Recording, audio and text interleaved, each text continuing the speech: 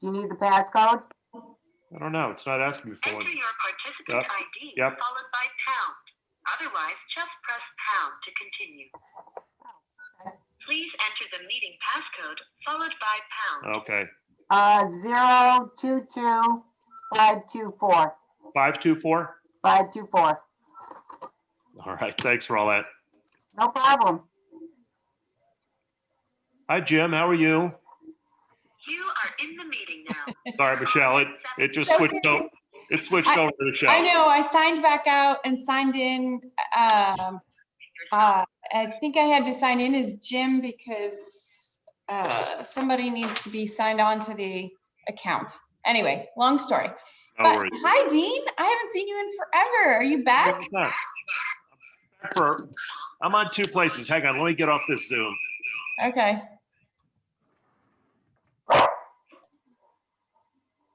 Jocelyn, I'm back. Or sorry, Leslie, I'm back. Okay, good. I'm just making sure I've got everybody that I see on the screen, so. Dean's gonna be leaving, but then he'll be on through the phone after 6. And I have to leave at 6. Sorry? I have to leave at 6, 10. Today's a busy day to leave at 6, because I'm leaving too.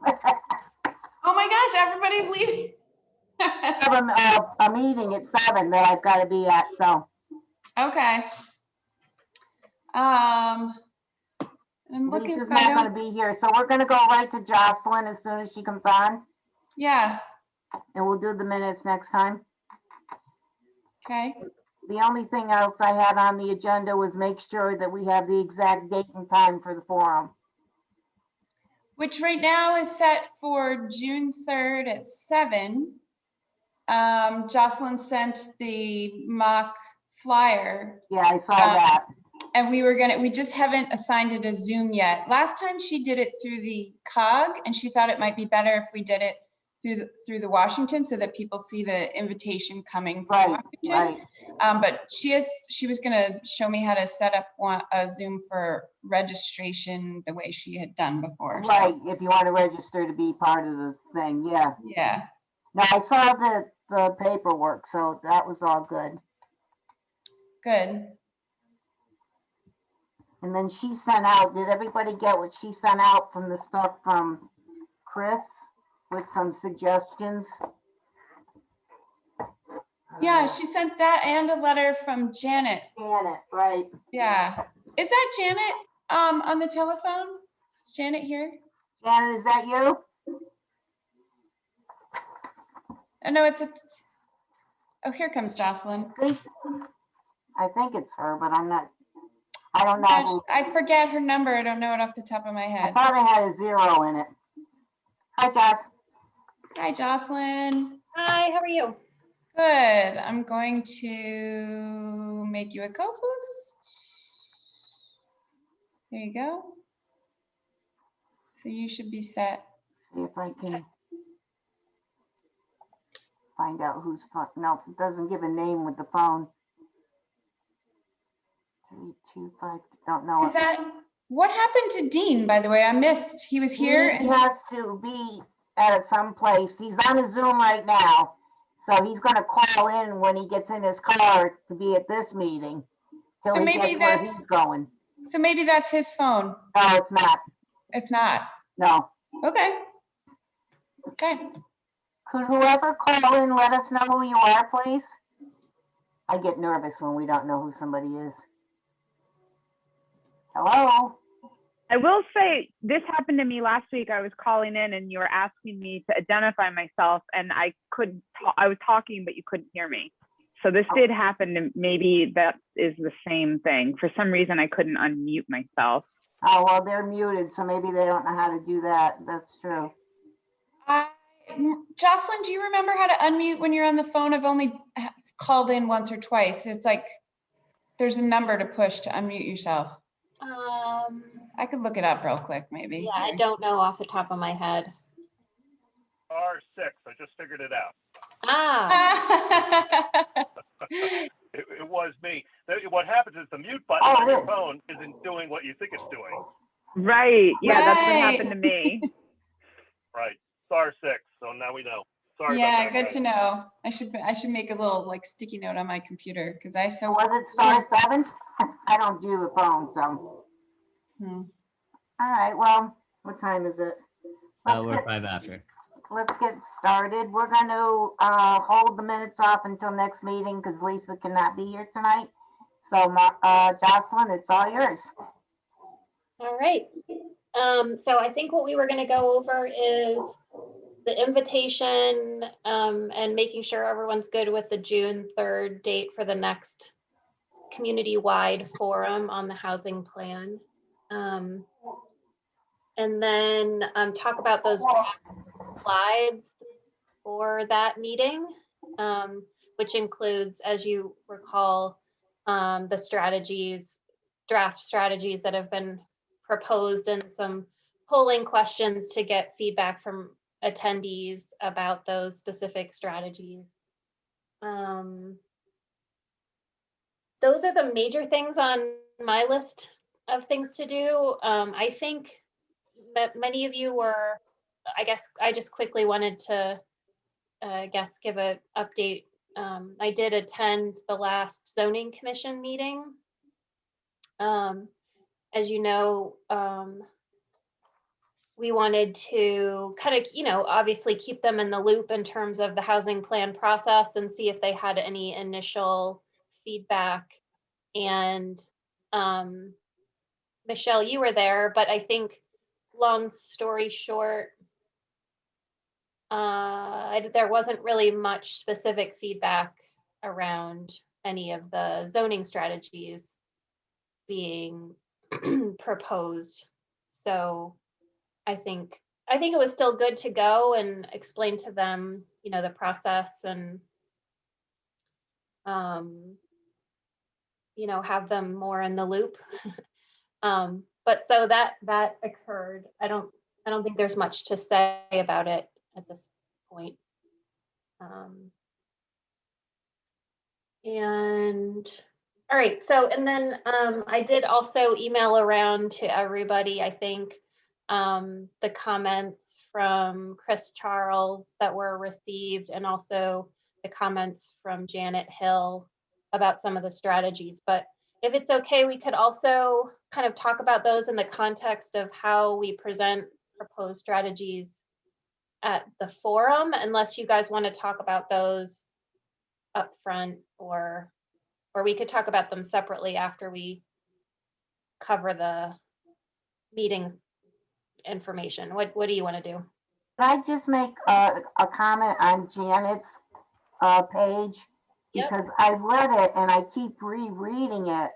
And zoning thinks that they've done a lot of detached and attached special permit affordable buildings, which I'm sure they have, but none of them have ever been deed restricted.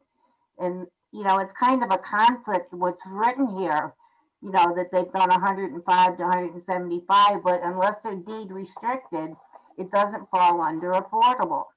And I don't know how to get zoning to understand that concept and maybe change their regulations or maybe their wording so that the landowners are more aware. Because she made one statement, the lack of cooperation and interest in filing the necessary deed restrictions to guarantee that they will be used as affordable. And she's saying that the people aren't doing that. And Well, maybe they need to be encouraged or be instructed on what it means. Well, so my understanding is that Janet was talking specifically about that strategy that was in the table of draft strategies. And I think as we've talked about before, we understand that typically accessory apartments are not affordable by the definition. It's just it's another housing option in town that can be helpful. And so I guess I would separate the two. Yeah, because, well, she didn't, because it says with all that they've approved, only 2+% is for affordable, and which is true. And it seems that most property owners are not interested in deed restrictions. So I don't know how they can say that they're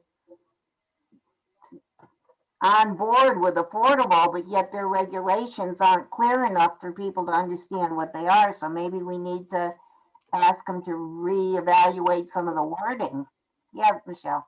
I feel like it's actually kind of two different things. And I thought Janet's suggestion was really great. And she was able to sort of put into words what I had been trying to say at the last meeting. And even the one before, when Dean had said, hey, I've got an apartment, how do I make it affordable? So the idea, I think separating, putting together a pamphlet or a guide to how to deed restrict a property and setting up the mechanism for the vetting of the applicants through either the Housing Trust or the Housing Commission or some third entity.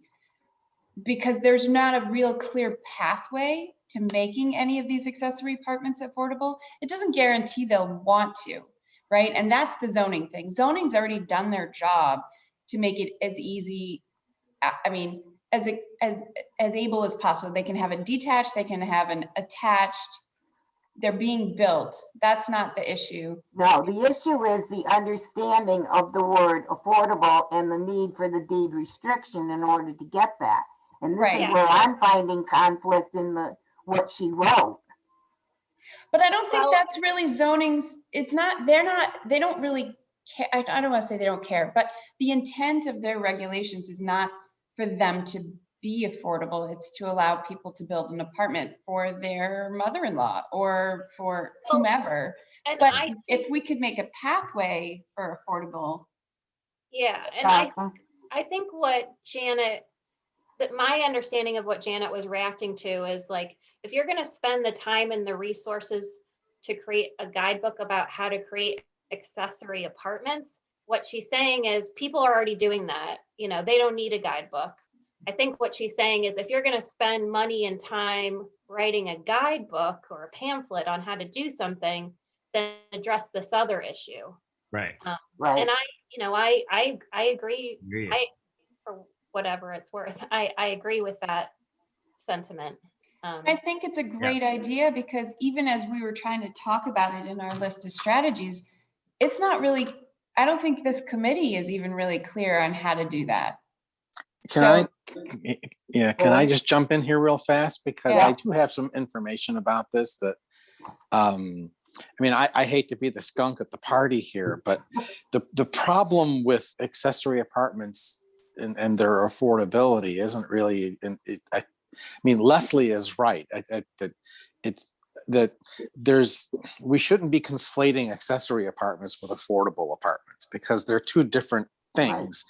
And they're concentric circle. They don't even, and in Washington, they don't really, the concentric circles don't even cross because the way the affordable housing laws are written, if somebody like Dean or whomever has an in-law apartment that they want a deed, that they would be willing to deed restrict and to make it officially affordable and count towards our inventory.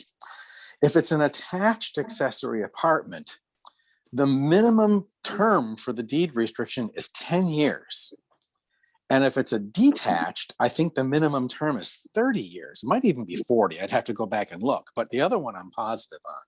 So the idea that we're going to convince somebody to put a 10-year deed restriction on their mother-in-law apartment is a hard sell because, the deed restriction travels with the parcel. And, 5 years down the road, they decide to sell their house. Whoever's buying the house has to honor the deed restriction for the rest of that term. It's like they would be effectively devaluing their property. And it's, if you want to know why no one has deed restricted their accessory apartment, there's the answer right there. And that's a state issue. That's not an issue that we can correct with a local policy or a local ordinance or anything like that.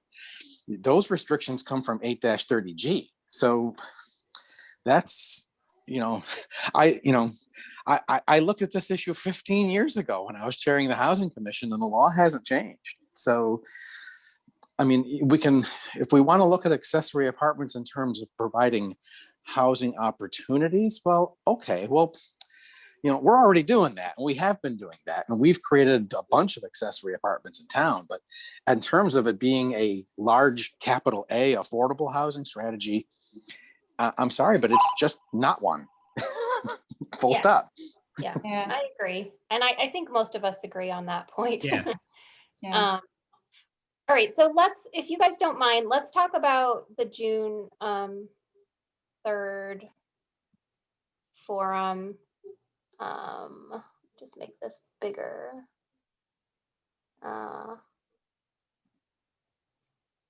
So I think I sent this to you guys.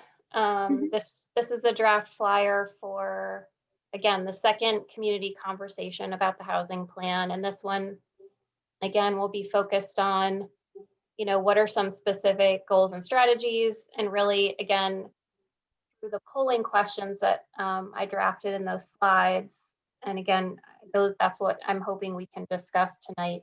Are we asking the right questions to get feedback from those who attend this meeting on these potential goals and strategies? Does this invitation look okay to everybody, or is there any other edits that you want to make to it? I don't have any, and I think Michelle was telling us that on this one, the Zoom invite's going to come from the Washington account. Yeah, I think that would be good. What do you guys think? Yeah, I think that's great. I think that's a smart move. Okay, yeah. So I can walk you through that, Michelle. It's not, there's no, it's just actually a box you click. It's not a different level of Zoom account or anything. Okay. It's only if we get over, and this happened to us last time, we got over 100 people registered. And I know our Zoom account only allows 100 people. So I had to buy this large meeting add-on, but we can cross that bridge when we come to it. If you guys get more than 100 people registered, I would tell you how to do that. We did that once. I think we have a separate land use account, and they upped it for a month because they were having a big forum. So but I'm pretty sure that they let that go. They did that just for a month. You can do that, right? You can do it monthly. And what's weird, Jocelyn, I have a question, because we had over 100 register, but I think only 88 attended. I know, but there's nothing you can do. You have to set it up before the meeting. Okay, I was wondering if you could hedge your bets. The COG just ate that $60 and we didn't need it, but you can't not have it available. You don't want to kick out person 101. Right. But we'll see how the registrations go. And I assume Michelle will work together and do whatever outreach we did for the last forum again. Yes, I'll do as much as we did last time. And then I'm also kind of brainstorming some additional outreach. I'm working on my equity training for sustainable CT. And so part of the goal is to make sure you're reaching pockets of people that you don't normally reach. So I'm going to try to do even more outreach. Awesome. Terrific. Okay, so then let's talk about what we're going to talk about. Oh, you can't see that.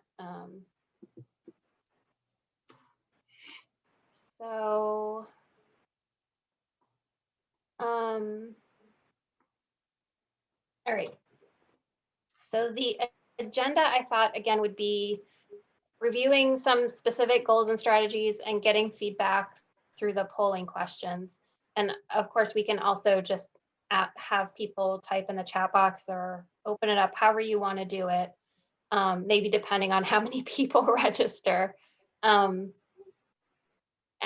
get their feedback. That's pretty much the main part of the presentation. What does affordable housing look like? That's the idea of showing that 10-minute video of the affordable housing in the other towns as well as Washington. Then I thought, again, if you wanted me to, I could briefly talk about how Washington's housing needs compare to those of neighboring towns. I just have like 3 slides in there, and then I can show them where they can go to get more information on that if they want. And then very briefly, just talk about the next steps in the process.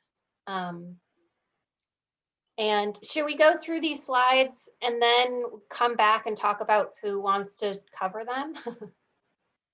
Like, if Yeah, you want me to do let's look at the them, or- content first, maybe. Yeah, Yeah. okay. So the first few slides are just like, in case you didn't come to the last one, and or you need a reminder, you know, here's why we're developing the plan and who's doing it. Here's our definition of affordable housing, again, just in case you didn't come or you don't remember. Here's what Washington has now.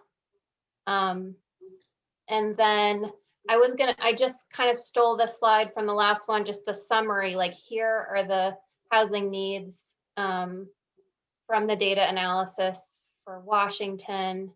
And I thought I put some polling questions on here as a kind of, again, way of interacting. And the currently proposed polling questions are, how many Washington households are housing cost burdened? And I could rephrase that because not everyone knows what that means. So it could be, and they would all be multiple choice answers, but how many Washington households are paying more than 30% of their income on housing costs? And then how much did median sales prices increase over the last 5 years? So, you know, the answers are 479 and $380,000. Your median median home sales price has increased by $380,000 over the last 5 years. It's nuts. So are you guys okay with those polling questions, or you want different ones, or you want to get rid of them? Those okay? Thumbs Yeah, up? I think that's good because it's consistent from the first form to continue on and give people the opportunity. I like them. Okay, great. Yeah. And again, for those that didn't come, or just as a refresher, like these Right. are the housing needs that were identified that we're trying to meet with the goals and strategies. Yeah.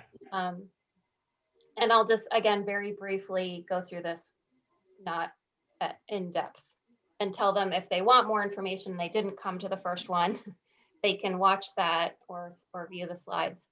And then we get into like the part where we kind of present them with some ideas that the committee has been working on and get their feedback. And so this first one is kind of presenting the overarching goals, all those things that were kind of on the right-hand side of that table, and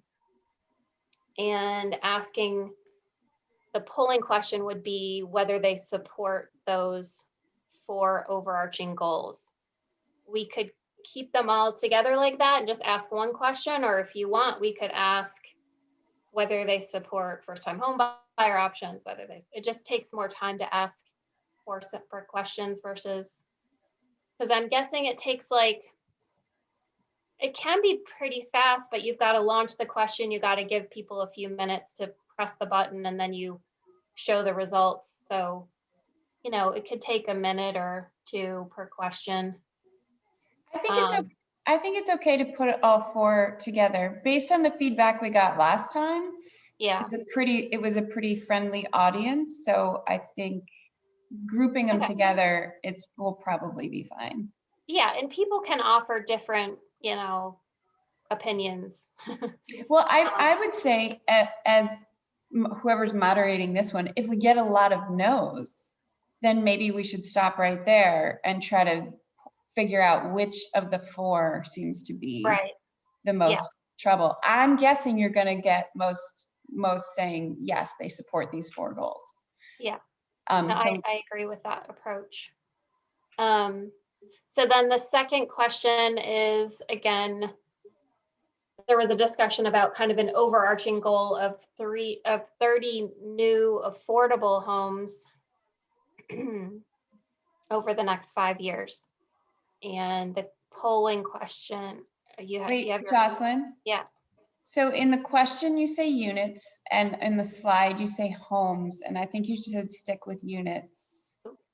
I think, I think 30 houses is a lot of houses, but we were gonna try to get at least one project in, I think. Is what we had talked about last time. So you want me to keep it affordable homes? Units, Unit, do you support the unit of golf? which could be a home or an apartment. Right. Right. Yeah. That's good catch. So in my mind, that's good. This is more descriptive. How about affordable housing units over the next? Sure. step? Yeah, Sure. that's fine. Yeah. Okay. And then the options we're giving them are yes, no, I think it should be higher, or no, I think it should be lower. Awesome. I think those are good. I like them. Okay. And then, can you guys see these okay when I have it minimized? It just, Yeah. or is it too hard to see? So then we just go into sort of each major goal and some of the strategies that have been put out there. The first one is first-time home buyer options. And you guys know what these strategies are. The polling questions that I drafted, again, up for discussion or changing. Does it seem reasonable to assume some residents might donate land to create first-time home buyer options? I don't know if we need that question, but But okay. we've had No, I people can- inquire, so that might be a good question. Because there have been inquiries about some parcels of land that people would like to know what they could do with it. Okay. Jim told me that, so I think that might be a. Sorry, Wow. Is that your dog? Is that a dog? Wow. Wow. Okay, Do you- so should we keep it? It was just kind of, again, I'm trying to get to just some feedback on these strategies. The second one is, Could you read that question one more time? sure. And again, this is because one of the strategies is encouraging private giving of land or funding to the Housing Trust or Habitat for Humanity to allow them to build first-time home buyer homes. So the polling question related to that strategy is, does it seem reasonable to assume that some residents might donate land to create first-time home buyer options? Yeah, I don't think the question, I don't think it's necessary either. I don't think it addresses what Jim is getting at, that people may donate, but why are we asking, do you think people might donate? I don't know. Well, Just Right, a no, little weird. People Yeah. also, people have donated as well in the Correct. past. So everyone knows it might happen. We're just speculating how often or how many people. I think, I can take it out. I'm not wedded to this question. okay. Hey, I Well, I think was going to Leslie's, argue that it's gauging public perception. So we don't want people to look at this plan and say, oh, those strategies don't make any sense because no one's ever going to donate land for affordable housing. So if everyone says, no, that doesn't seem reasonable, that means that's going to be a strategy that people don't think is feasible. But I also seem to be outvoted, so I'm fine with whatever. well, no, the thing is, I think you and Leslie are both right. Leslie wants the engagement, because the idea is to get the word out there that we want people to donate land. So by asking the Right. question, does that engage more? Or do we learn something from that? I don't know. We can debate it. We have time. Well, what if the question was, did you know that you could donate land to create first-time home buyer Ooh, properties? yeah. Much better. I Much like better. that. That's smart. Yeah, Okay. good one, Shane. I like that. Did you know that?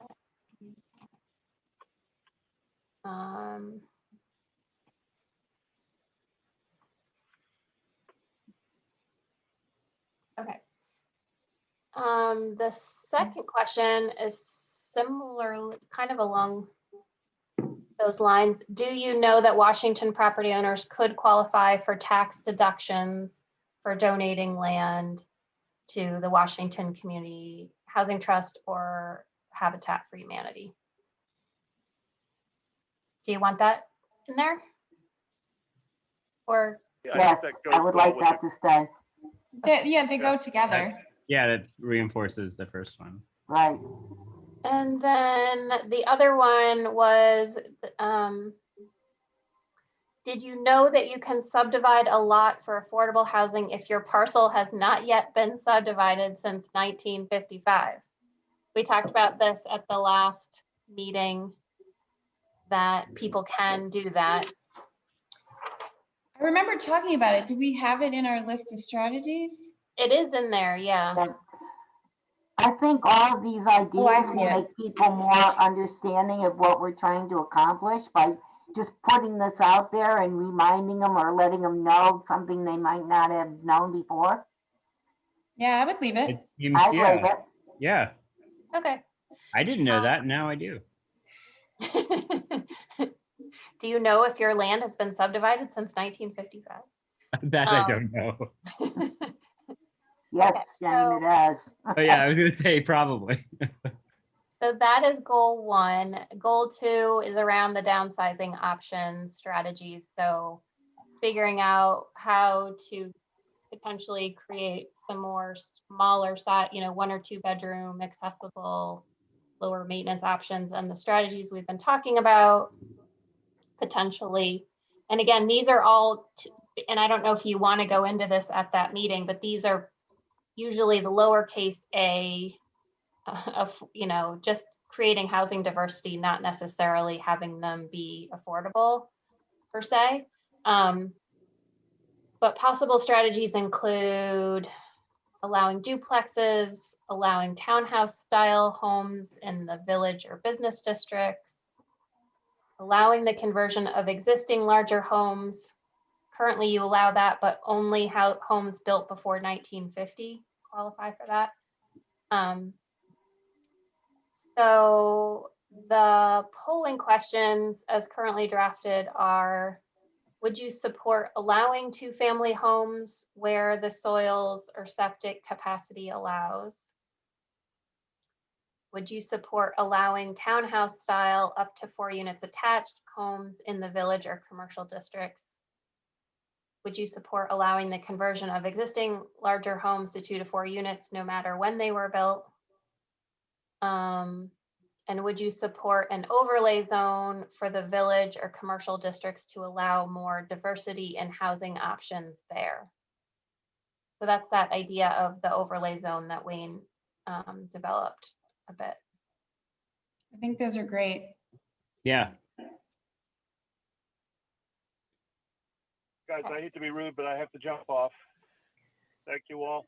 Thanks, Dean. Know you later. Bye, guys. Talk soon. Bye. All right, everyone else here can see the slides, right? I was feeling like No, I no. needed Yep. to read everything because I didn't think Dean could see anything.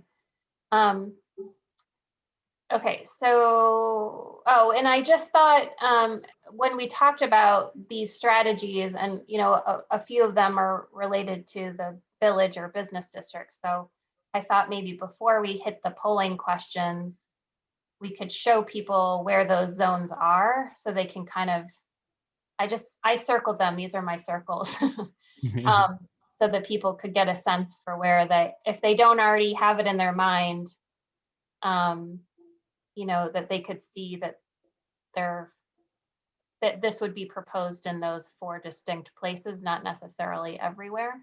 Yeah, that's great to show them a sort of like, this is what we're talking. These are the areas we're talking about. Right. Yeah. Okay. Yeah, that's cool. So before we launch these polling questions, we'll show people this is your zoning map, and these are the 4 kind of village commercial areas. And then the third goal is related to rental options for seniors and young people. And that the polling questions proposed, do you support the idea of the Washington Community Housing Trust building additional affordable rental units in town? Should the town's housing commission help to let residents know about opportunities to donate land, or we don't have to land or funding to the housing trust. And then is Ted still on? I don't see him.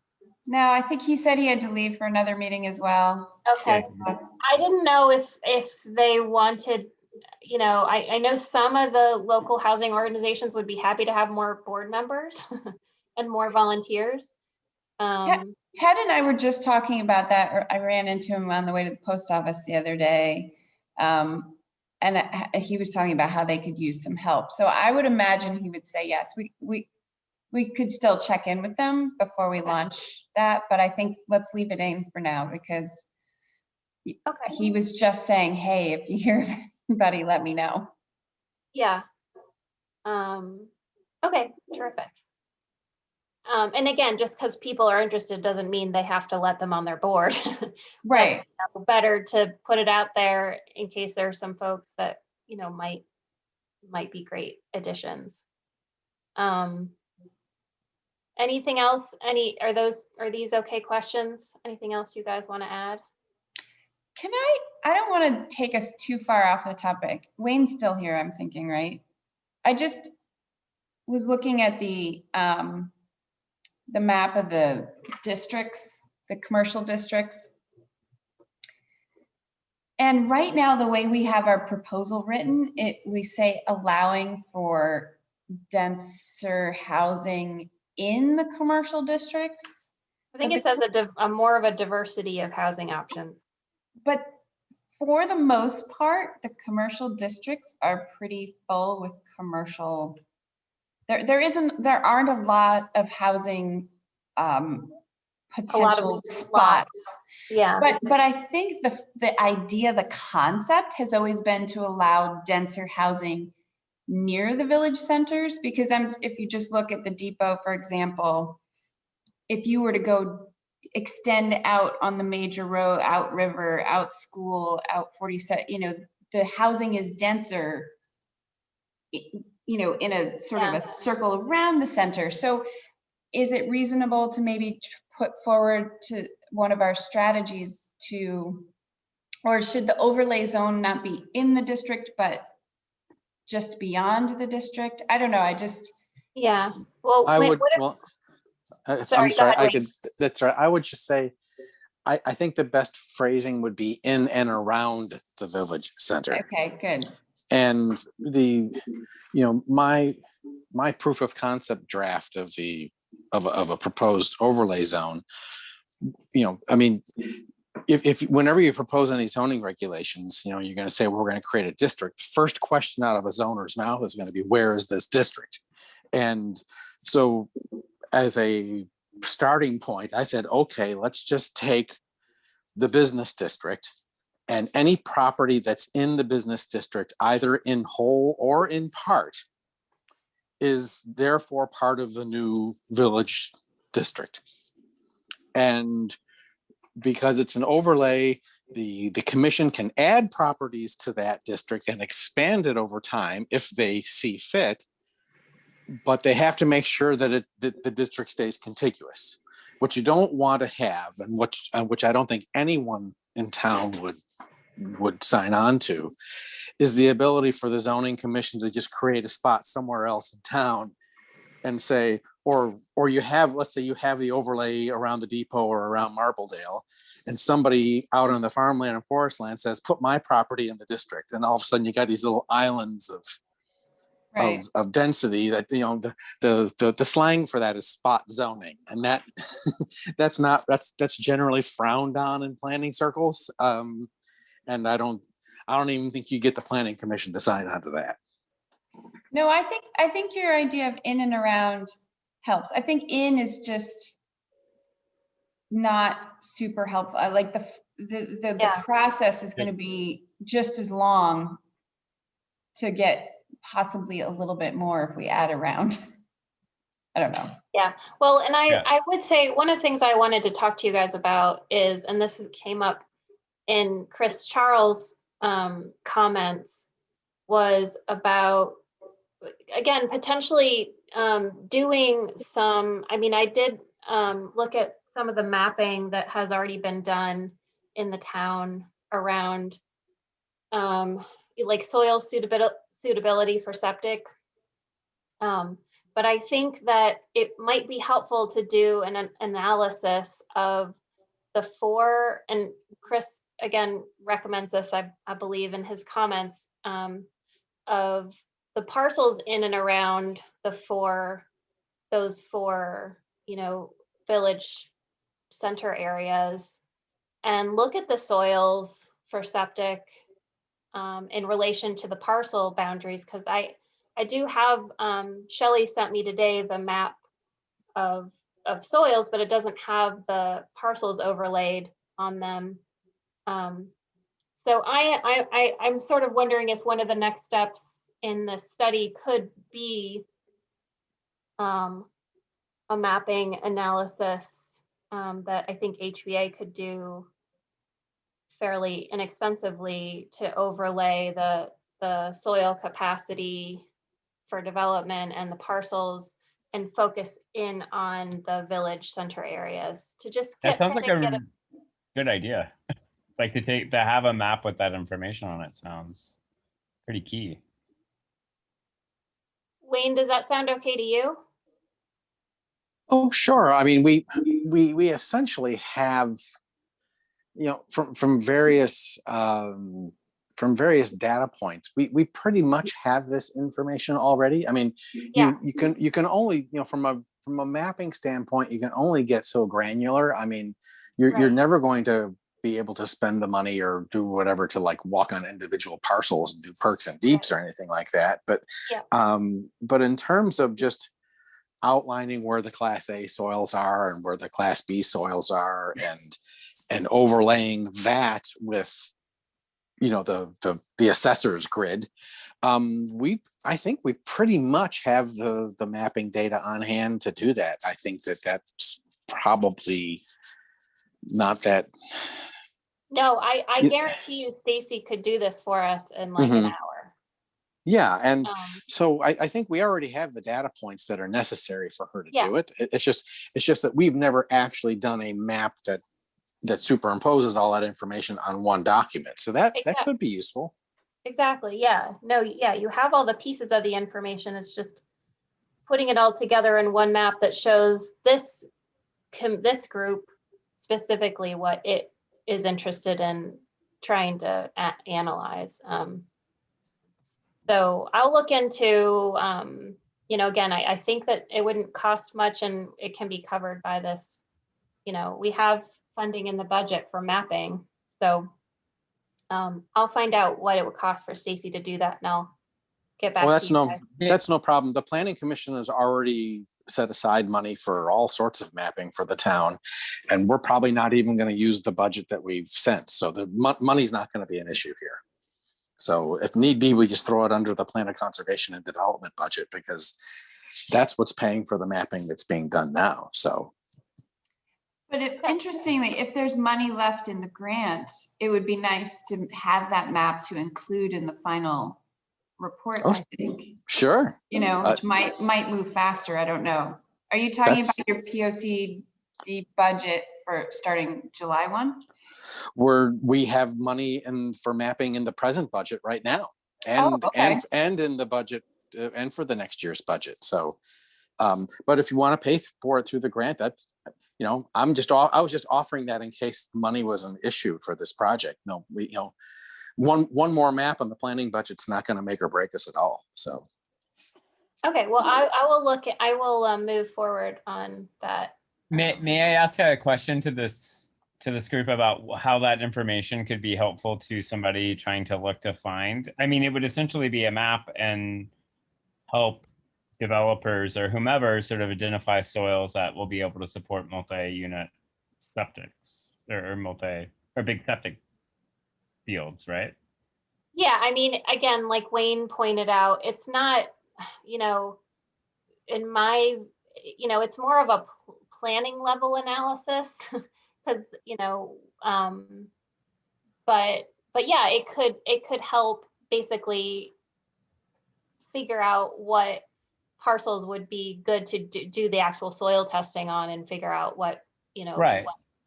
and which ones probably aren't worth even spending the money to test. Right. Well, yeah, that seems like in terms of trying to identify that property to build those sort of Yeah, things, that would be helpful. And to have it useful and to have it available for like the Washington Community Housing Trust. So when somebody says, hey, you want some land, they can be like, ooh, no. thanks, but no thanks. Thanks, but Wow, no thanks. yeah, the entire parcel's in a wetland. No thanks. Right, no Yes. thanks. Cool. All right. So it seems like it could benefit a lot of facets to this. Sure, and the map could live not only in this plan, but it could also live in the POCD. I mean, Yeah. Cool. All right, and so should we move on to the last slide of the last goal here, helping keep seniors in their homes. I mean, this is pretty straightforward stuff in terms of the strategies that we talked about. And the polling question is, would you support the town creating a housing rehabilitation loan program? So again, that's just something else that some of the other towns have that they established typically through small city CDBG funding. You could do it in a different way. I don't know if you want to ask that polling question or not, but that is a strategy that's in the draft. I don't quite understand that quite. Would you support the town creating a housing rehabilitation loan? Oh, we talked about this. Okay, this is for bringing houses up to code to like help homeowners sell them. or Yeah, something. I mean, typically it's not restricted to just seniors, but it is something that many people who are seniors on limited incomes, and maybe they need to build a wheelchair ramp, or maybe they need a new roof. And if they don't get a new roof, they're going to have to move, Right. So, Right. Is that I think it's a great question. I think it's just important that you explain what it is first. yeah. We had talked about, we were on the verge of creating one of these through the Economic Development Committee right before COVID, and then all the houses that we were watching sit there sold. So. Well, and some other programs that I have seen around are, like having, just being able to, for example, pay someone to go make a repair to a home of a senior who just needs help, like getting that repair done, for example. But anyway, the one I know that some of our other small towns do is basically typically through this small cities grant, they create these their loans in that, for example, if you need a new roof or a wheelchair ramp, you more or less get the money as a grant to build the wheelchair ramp or to do the roof. But when you sell your home, or sadly if you pass away, then that gets repaid into this kind of revolving loan fund that can be then used by another income eligible resident. Oh, that's cool. Yeah, so so the money, when you get the money as a grant through the state program, the Small Cities program, basically they're giving you the funds to more or less lend to residents for the time that they live in that house. And then when they don't live there anymore, they repay it. So anyway, I will, we can describe that a little more when we talk about the strategy. And then that was the only kind of polling question. I didn't think we need to ask the residents whether they support promoting energy efficiency programs or wheelchair ramps or providing transportation to seniors. I agree. Okay. And then, so on each of these slides, I have this like other ideas or questions. box. And so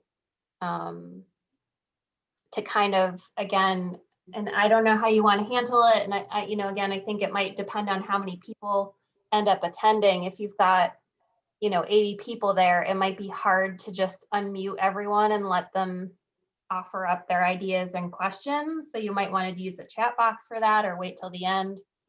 But, I think, obviously we want to have an opportunity for people to add other strategies, not just the ones that we've already thought of. I think if people add their suggestions for other strategies as we go through into the chat box so that we don't get bogged down Yeah, too much. We want to make sure we make it through the entire presentation, right. but we can keep an eye on those chat, ask people to jot them down, and then we Yeah. can maybe address them all at the end so that we don't, get off tracks too I far. think that's good too, because then, that we'll have a record of them if they're in chat, we'll have them and we can, whether we have time to talk about them all, they'll still all be there as input. Agreed. And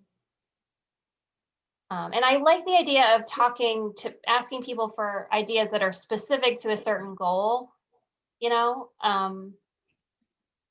but again, if we use the chat in that way, we can just say, again, if you have any other ideas about helping keep seniors in their home, type it into chat. So we'll have it. And then the last one is about funding strategies that could really support any of those goals. And the two we talked about in the table last time were regularly funding the Housing Commission line item, and this considering allocating a portion of the conveyance fees that you already collect and putting that into your affordable housing fund. So the polling questions are just whether they support those two concepts. Is that okay? Yeah. All right. And then the idea was to show the 10-minute video. And then following that is just, again, my very brief, here's how Washington's housing needs compare to other towns. And basically that's the, in the number of housing cost burdened households, the rising home sales prices. I believe Washington has the biggest change of any town in our 21 town region over the last 5 years. The highest. Austin, I just saw an article someone shared highlighting a bunch of towns in Connecticut that really showed the influx or exodus of people, and Washington Depot was on there as like one of 9 towns they selected. And I guess the 06793 zip code, which is part of Roxbury and Washington, had the greatest the number of people who changed to that zip code per 100 people. It's like 6.7 per 100 people. So I don't know if that's worth highlighting without having the data, but it's worth knowing that Washington was highlighted as having a very large number of people move in. Yeah. And then the other one is this access to ownership. And again, I think Washington's up there. Where's Roxbury? Yep, you're still the highest gap between what a median renter household could afford and what the median priced home was in 2020. So you would have to have $724,000 more than you would have as a median renter. That's the gap. I was trying to read this. I was like, wait, what? If you earn 72, that's the gap. I get it. So you would be able to afford a home at $115,500 if you're the median renter. And again, this is just kind of, it is a little absurd, but it's like, people talk about wanting renters to be able to become homeowners at some point if they so choose. And this is an example of why it's so hard. Right. I think it's good to include I got so much feedback after the last forum, people were just blown away when they saw the numbers. And so, hopefully we'll pick up a couple of new people, and this will be new information for them. Right. Yeah. And there's a lot more, I don't think I sent you guys the full regional housing needs report. But it's all on the COG website. There's a lot more data in there. I just don't want to spend too much time talking about it all at this forum. But I will let them know where they can go if they want to see the rest of it. Jocelyn, yeah. before you go to the next steps, because back to the strategies, because I was just looking at my draft list. Yeah. And you grouped, or you went, and it's a little bit, well, maybe not different order, but I'm somewhere on our list, we have support the development of additional affordable rental units by the Washington Community Housing Trust. Oh yeah, that's a question. Was that in there? Yeah. Did I miss that? Because I think of all the thing, that's a potential kind of, I don't want to say hot topic, but like just really gauging some interest on that. Oh yeah, I missed that. It's there, and then there's a polling question about whether they support Okay, it. good. I just wanted to make sure it was there. Okay, so then these are, again, video, brief, here's how you guys compare, which is that it's really bad in Washington. And then I won't say it that way. And then basically this is the last slide, which is where are we in the process? We've done the needs assessment and the survey. We had the first forum. This is the second forum. And then moving forward, basically based on some of the, feedback that we collected, we'll draft the housing plan and bring it back at least one more time, the full draft housing plan prior to the adoption process. Yeah. What is the final adoption process? I forget. Will it be adopted at a town meeting, or how does that work? Well, honestly, it's up to you. Okay. Because the 8-30J just says the town shall adopt a plan. In the town of Salisbury, which is the only town in our region that has adopted an affordable housing plan, the Board of Selectmen adopted it. I would suggest that we bring it to the Planning Commission, at least to say that they believe it's consistent with the town plan of conservation and development.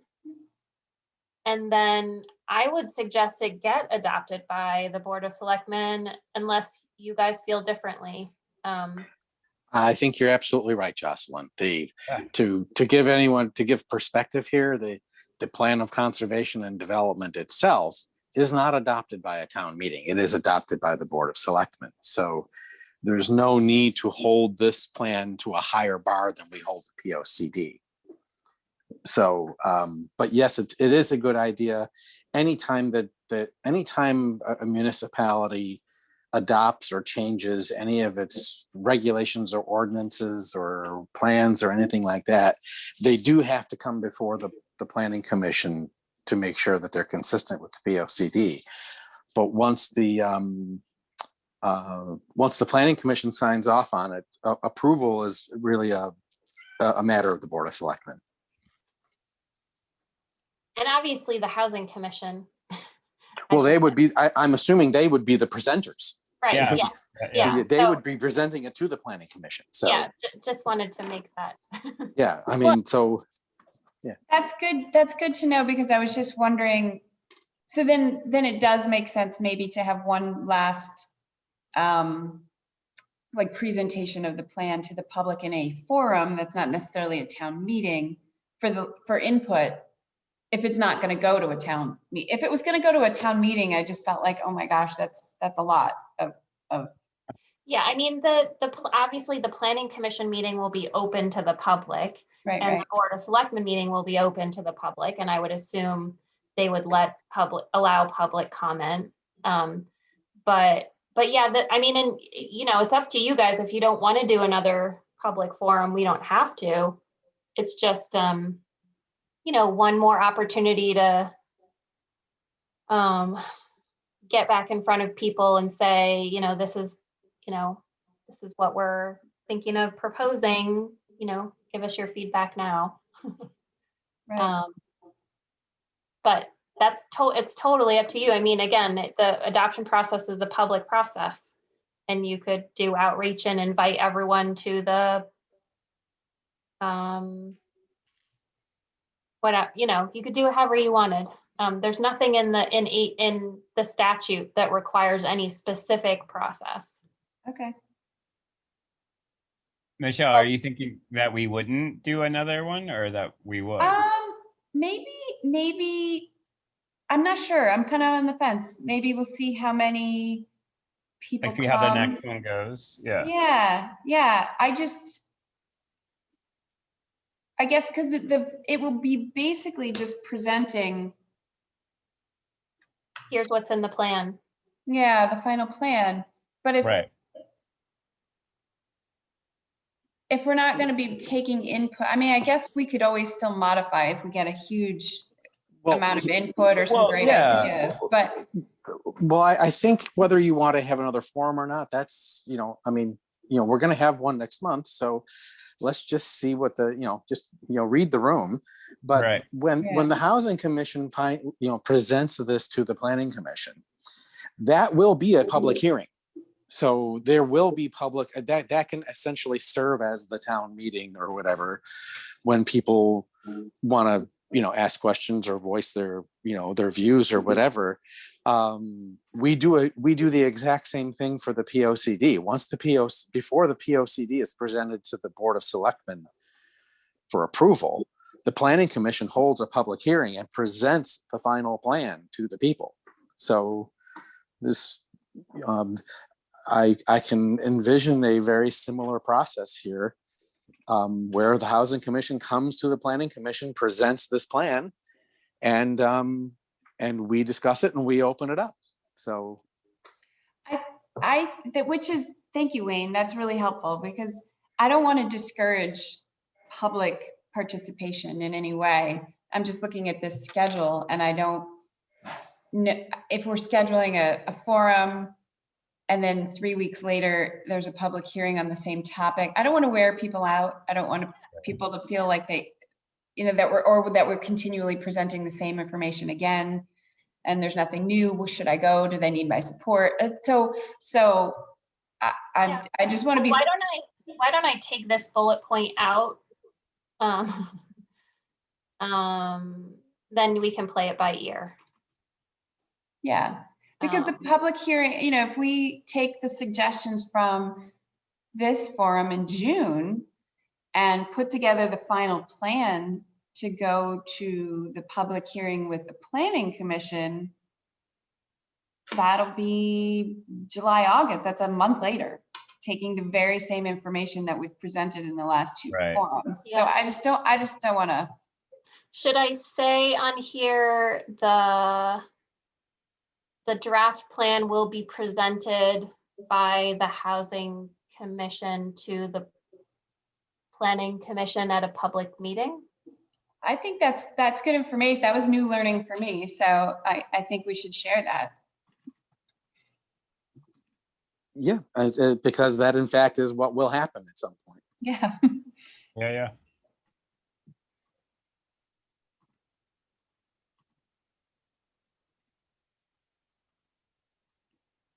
Okay. Still says plan. Yeah. All right. Anything else that we want to talk about? So I guess the question is, how do you guys want to cover these slides? Like, do you want to break it up like we did last time?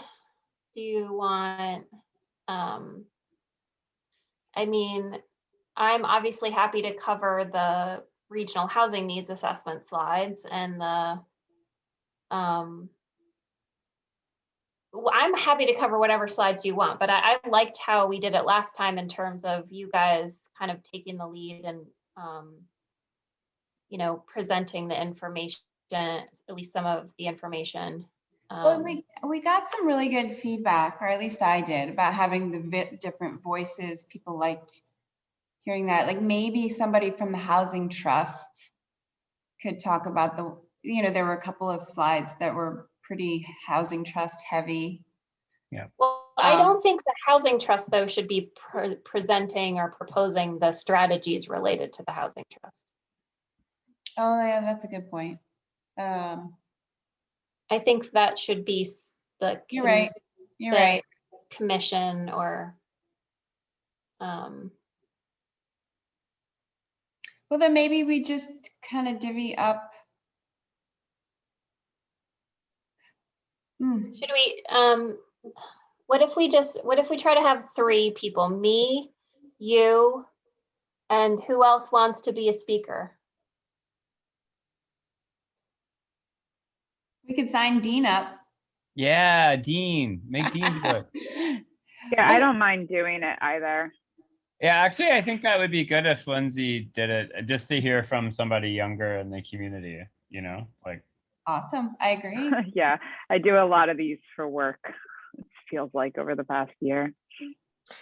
And not that I don't like public speaking, as some of you know, but it really, in this case, it shouldn't be me, since you're actually going to be bringing this report before me at some point. So I probably should not be one of the presenters. Okay, so I don't want to take everyone's time up with it, but maybe should the 3 of us talk? Maybe I can. Yeah, we can figure it out. Yeah, offline might be better for that. Yeah, that's fine. Just Yeah, to, I think changing up the voices just to kind of break it up is helpful, whether it's an expertise or not of your and throwing the video in there, I think, is also nice to kind of change it up. I was almost thinking it might be kind of nice to sprinkle in a couple of the pictures from some of the affordable housing projects in neighboring towns. Like some of them are just really beautiful and impressive and kind of inspiring. And it just, I don't know, it's a very dense. Yeah, and I don't need to have those polling questions on there because we're going to put them into Zoom and they're going to pop up on the screen. Right. So they don't just having a picture and just label it, you know, that this is in Kent and this is it. So people, I think that would look nice. And then the polling questions obviously are great because they make it interactive and require participation. So that also helps. Jocelyn, I had one other question about content. At the last meeting, there were obviously at least 2 women who spoke up who were very interested in learning how they can actually look into getting some of these affordable housing options. Obviously, we have the Housatonic Habitat homes that are being built, and Fran is accepting applications for those. I'm wondering, so I've been working with Fran in my professional life, and I talked to her recently, and she never heard from those people. And I'm just wondering if there should be an actual slide that has that information up there. Oh, that's a great idea. Someone attends this meeting that wants that information and doesn't have an easy way, because I don't know how we shared that last time. Well, we did end up typing screen. and we ended up typing their contact information onto a slide and sharing it. Oh, okay. They reached out to me. I'll have to look back at my email. I'm pretty sure I put them in contact with Anne-Marie at the Housing Trust as well as Fran at the Habitat. Okay. And I think Fran was scheduled to do or was going to do a presentation to the school, to some of the teachers. I think the school, I think Megan set up some kind of info session as well. But I know she did do that. She mentioned that. So maybe she was confused, but she told me she never heard from those 2 women in particular. And I just know there are those homes in Washington right now. It's kind of an interesting time to be doing this because we also have these Housatonic Habitat homes. Right. I don't think it hurts to add, we can add a slide at the end with, you know, here's, you know, contact information and links and stuff. Yeah, I think that'd be, Yeah. Yeah, no, I think that's a great idea. And I'll try to remember to look back in my email. I'm pretty sure I put them in contact, but maybe Okay. not.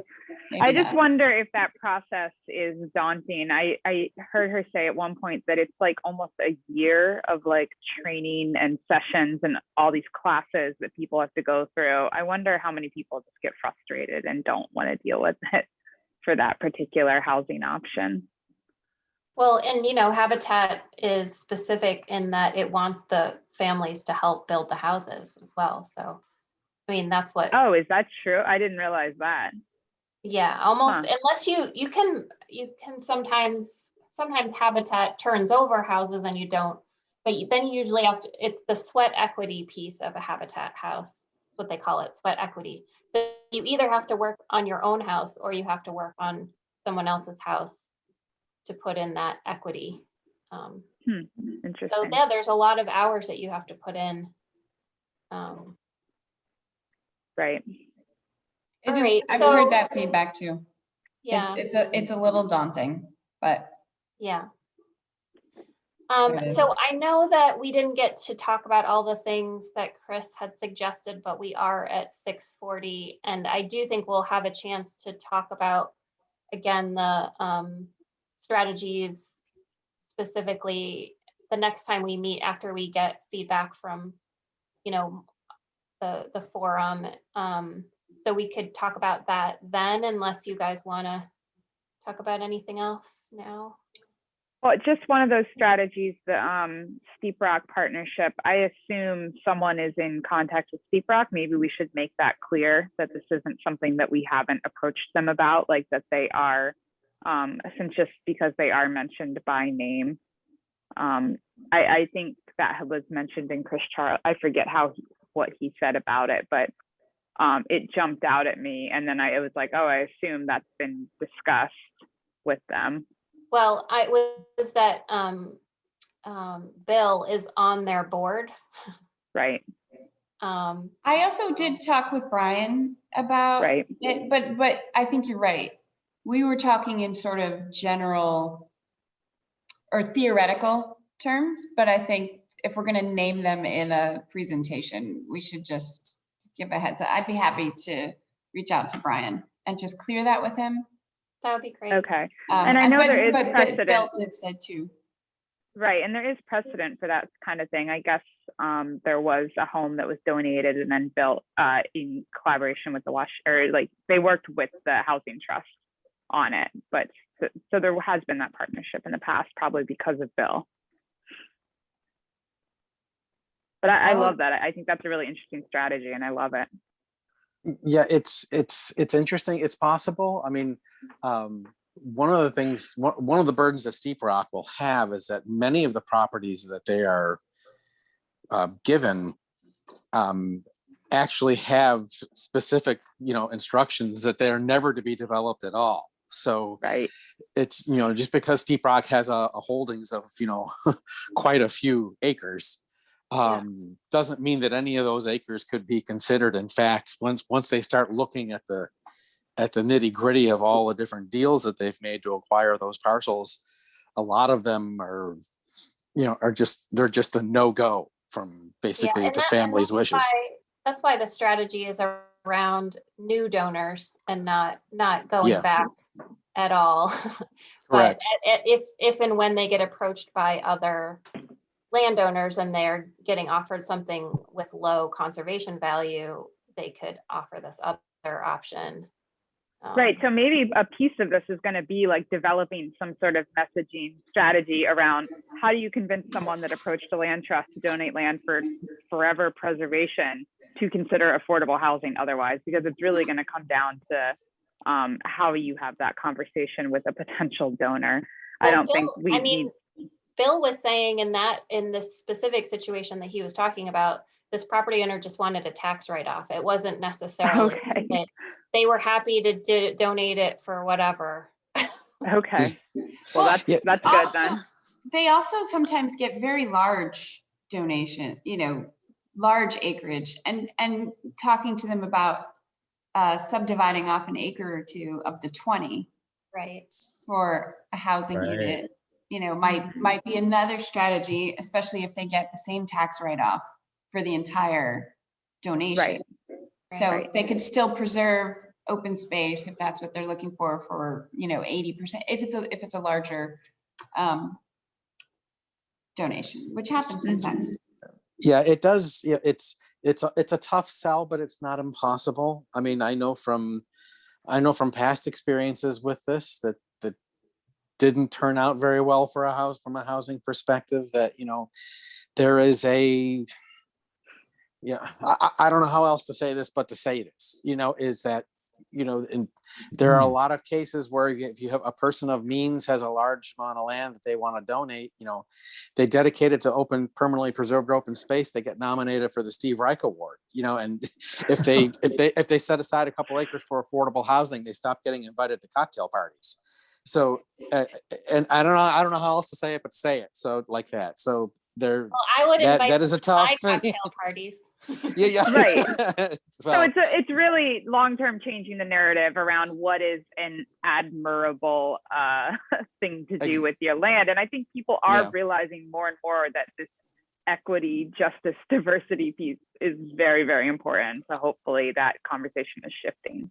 I hope so too. And I think it's a good way to frame that initial conversation that probably hasn't been done before. Well, I also heard something today in the regional housing meeting this morning that made me think about sort of this very thing. I forget who it was talking about how they have a fundraiser, like a gala kind of fundraiser. If we make the Washington Community Housing Trust or Commission or whatever, the cocktail party fundraiser to go to and sort of change the outlook and make affordable housing a mission that people feel good about, maybe we can help change that feeling. Because I know exactly what you're talking about, Wayne, and we're not going to change that overnight, but maybe we could start making, like donating to affordable housing as exciting as donating to the arts or something. Maybe. We just need more cocktail parties. I agree, right? I'm in. I gotta go. Okay. Okay. Cocktail party. Talk to me if you want. But we're gonna. So in terms of, I think we have a plan for June 3rd for inviting people, outreach, slides, presentations, and then this group meets again on the second Tuesday of June. On our agenda, June 8th, and that'll be after the forum. So we'll just do any preparing for the forum. I mean, we're mostly done. So we just, the promotion and stuff we'll talk about, and the sharing of the slides. I also want to remind everyone that next Tuesday, the 18th at 7 o'clock is the public hearing for the grant, the Housing Commission money. Well, for the grant that the Housing Trust is applying for, the CDBG grant. And it's not a vote, but I just think it would be nice. And I'll remind everyone again, but it would be nice for the Housing Commission and the Affordable Housing team to show up. 10-4. Yeah. Cool. Anything else for the group? I'm good. Excellent. Well, we'll call this meeting adjourned. Nice, Shane. Excellent. Thank you Thank you all. all for your time. Also, just a second, real quick, if anybody is interested in joining the Washington Housing Commission, please write to Shane Mungar, shanemungar@gmail.com. We need more people involved in this commission. I'm the only one here. I agree.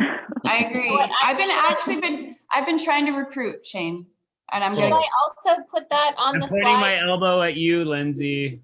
I'm gonna put that on the slides too, if that's okay with you, Shane. You should. Yes, please You should. do. We need people to engage. Okay. with us. No Yeah. harm in shameless plugs. That's right. Thank you all for your time. Have a great evening. All right. Thanks, Bye. Shay. Night. Bye.